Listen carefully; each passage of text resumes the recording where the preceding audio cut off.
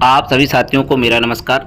साथियों, आइए देख लेते हैं आज की कुछ महत्वपूर्ण अपडेट जो कि शिक्षा जगत से हैं और कुछ रोजगार से संबंधित भी हैं। साथ ही साथ आज की कैबिनेट बैठक होने वाली है उत्तर प्रदेश में और यहाँ पर बताया गया है कि 12 प्रस्तावों पर यहाँ पर मोहर लग सकती है। उसमें जो है आउटसोर्स सेवा निगम है वो भी शामिल है। अब देखना होगा कि उसमें क्या निकल करके आता है। जो भी बैठक होगी उससे संबंधित अपडेट आप सभी को मिलती रहेगी। तो चलिए देख लेते हैं आज की कुछ महत्वपूर्ण अपडेट। तो पहली अपडेट है कि म्यूचुअल ट्रांसफ़र की सत्यापन की डेट बढ़ी। जी हाँ, प्रदेश में अंतर जनपदीय म्यूचुअल ट्रांसफ़र और अंतर जनपदीय म्यूचुअल ट्रांसफ़र की प्रक्रिया चल रही है, जिसकी डेट अब बढ़ा दी गई है सत्यापन की, क्योंकि अभी तक 30 से अधिक जिलों में नहीं हुआ था सत्यापन। कैबिनेट बैठक आज 12 प्रस्तावों पर लगेगी मोहर। वहीं जूनियर एडेड शिक्षक भर्ती पूरी करने की मांग जो है अभ्यर्थियों की ओर से उठाई जा रही है और शिक्षा मंत्री जी से भी जो है जूनियर एडेड शिक्षक भर्ती के अभ्यर्थी मिले हैं। वहीं सचिवालय कर्मियों का 25% भत्ता बढ़ा दिया गया। जी हाँ, सचिवालय कर्मियों का 25% भत्ता बढ़ा दिया गया। तो चलिए देख लेते हैं सभी खबरें अब विस्तार से। सबसे पहले आप देखें, परस्पर तबादले के लिए अब आवेदन सत्यापन कल तक। परिषदीय विद्यालयों के शिक्षकों को परस्पर तबादले के लिए एक बार फिर से जो है नई तारीख तिथि मिल गई है। विभाग ने 16 मई तक आवेदन की सत्यापन तिथि बढ़ा दी है। आगे की प्रक्रिया के लिए संशोधित कैलेंडर जारी किया जाएगा। तो अभी 16 मई तक जो है इसकी डेट बढ़ा दी गई है और अब जो है संशोधित कैलेंडर फिर से जारी किया जाएगा। एक से दूसरे जिले में परस्पर तबादले के लिए पहले जोड़ा बनाने की तिथि 26 अप्रैल से 10 मई, दूसरी बार 5 से 15 मई और तीसरी बार 14 से 20 मई तय की गई। तो पहले 26 अप्रैल से 10 मई थी, फिर 5 से 15 मई की गई और अब 14 से 20 मई की गई थी। इसके तहत बुधवार शिक्षकों को OTP शेयर कर जोड़ा बनाने की प्रक्रिया शुरू करनी थी, लेकिन यह शुरू नहीं हो सकी। बेसिक शिक्षा निदेशक प्रताप सिंह बघेल की ओर से बुधवार को ऑनलाइन आवेदन की सत्यापन तिथि को 16 मई कर दिया गया है। पहले यह तिथि जो है 13 मई थी। निदेशक की तरफ से कहा गया कि कुछ जिलों ने तिथि बढ़ाने की मांग की थी। तो फिलहाल तारीखों का खेल अभी भी चल रहा है और सत्यापन की प्रोसेस आगे बढ़ जाने से अब पूरी समय सारणी को बदलना होगा, जिसका आदेश आप सभी को शीघ्र मिल जाएगा। तो बने रहिएगा शिक्षा भाई यूट्यूब चैनल पर। जो भी साथी पहली बार चैनल पर आए हैं, चैनल को सब्सक्राइब कर लीजिएगा। यहाँ पर आपको रोजगार और शिक्षा विभाग से जुड़ी हुई महत्वपूर्ण अपडेट जो है डेली मिलती रहेंगी।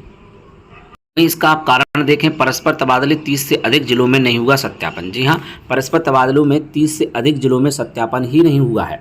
परिषदीय विद्यालयों के शिक्षकों को परस्पर तबादले के लिए अब भी 30 से अधिक जिलों में आवेदन पत्रों का सत्यापन नहीं हुआ है। एक से दूसरे जिले में हुए 31,000 से अधिक आवेदनों में से मात्र 10% और जिले के अंदर हुए 39,859 आवेदनों में से 15% आवेदनों का सत्यापन हो सका है।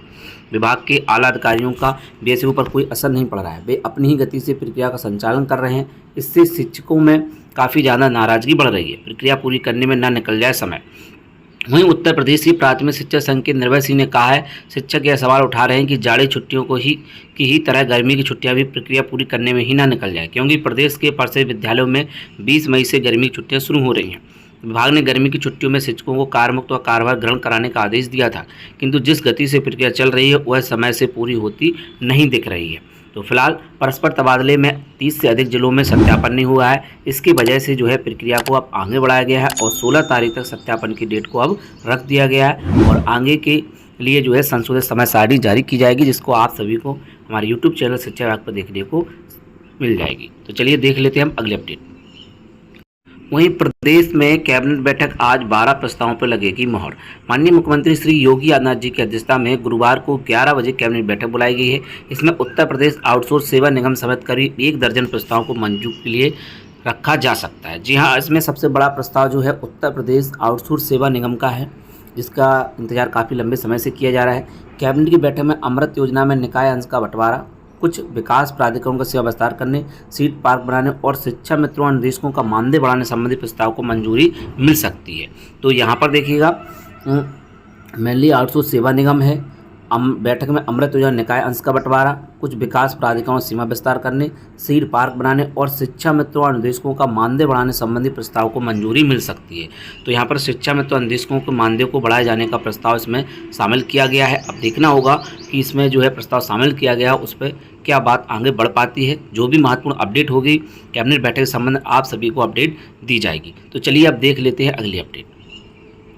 शिक्षा मंत्री से मिले जूनियर एडेड शिक्षक भर्ती अभ्यर्थी। जी हाँ, शिक्षा मंत्री से जूनियर एडेड शिक्षक भर्ती के अभ्यर्थी मिले हैं। ये भर्ती काफ़ी समय से लंबित चल रही है। वर्ष 2021 की भर्ती पूरी करने के लिए धरने पर हैं अभ्यर्थी, फिर मिला आश्वासन।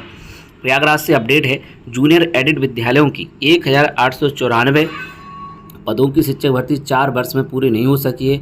इस भर्ती परीक्षा में उत्तीर्ण 43,610 परीक्षार्थी मेरिट क्रम में आरक्षण निर्धारित किए जाने के साथ भर्ती पूरी करने का इंतजार कर रहे हैं। कई बार शिक्षा निदेशालय धरना भी दे चुके हैं, अब लखनऊ में धरना दे रहे हैं। बेसिक शिक्षा मंत्री ने धरना दे रहे अभ्यर्थियों को बुलाकर वार्ता करने वाले अधिकारियों को निर्देश देते हुए भर्ती प्रक्रिया जल्द पूरी करने का आश्वासन दिया है।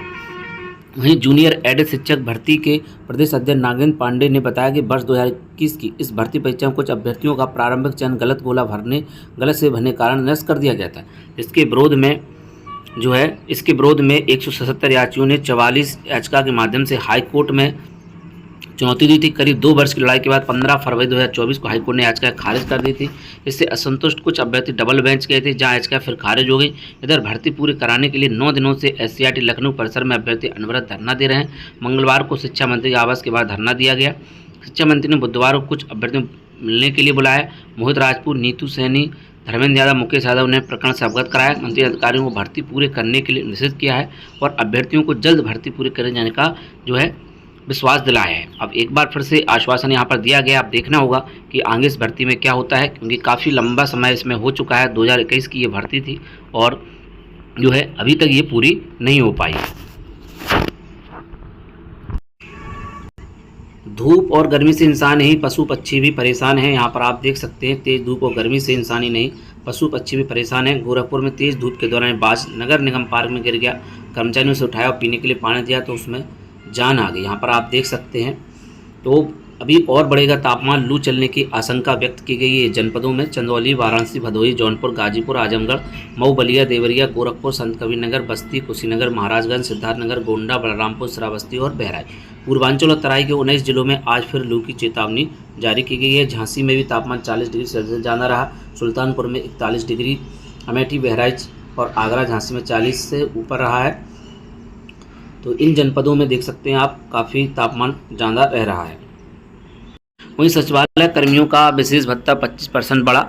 उत्तर प्रदेश सचिवालय में कार्यरत सचिवालय संवर्ग के कर्मियों को मिलने वाला विशेष भत्ता 25% बढ़कर मिलेगा। इसका लाभ सचिवालय सेवा में कार्यरत करीब 4,500 से ज़्यादा कर्मियों को मिलेगा। इसके लिए वित्त विभाग के अपर मुख्य सचिव दीपक कुमार द्वारा बुधवार को आदेश जारी कर दिया गया। वित्त विभाग द्वारा जारी अनुसार 13 मई 16 शासनादेश के अनुसार सचिवालय कर्मियों अनुबंध विशेष भत्ता और वर्तमान दरों में 25% बढ़ोतरी की गई है। यह बढ़ोतरी कैबिनेट की बैठक में अनुमोदन उपरांत हुई है। नई दरों के अनुसार टंकक या लिपिक संवर्ग मिलने वाला विशेष भत्ता 790 से बढ़कर 950 रुपये। इसी प्रकार सहायक समीक्षा अधिकारी संवर्ग का 1,275 रुपये, समीक्षा अधिकारियों को 1,800 रुपये, अनुभाग अधिकारियों समकक्ष को 2,250 रुपये। वहीं सचिवालय सेवा के अनुसचिव व समकक्ष को 2,350 रुपये, उप सचिव व समकक्ष को 2,500 रुपये, संयुक्त सचिव स्तर के अधिकारियों को 2700 और विशेष सचिव व समकक्ष अधिकारियों को 3,000 रुपये बतौर विशेष भत्ता मिलेगा। साथ ही स्पष्ट किया गया है कि सहायक समीक्षा अधिकारी और अनुभाग अधिकारियों के पदों के लिए प्रस्ताव सचिवालय भत्ते में होने वाली कटौती पूर्व की तरह होती रहेगी, मगर सचिवालय भत्ता क्रमशः 875, 1600, 1650 रुपये कर दिया गया। सचिवालय संघ के अध्यक्ष अर्जुन देव भारतीय संविधान परिषद संघ की ओर से सरकार का आभार जताया है। वहीं विशेष सचिव 8 पद बढ़े, मोटरसाइकिल संवर्ग खत्म।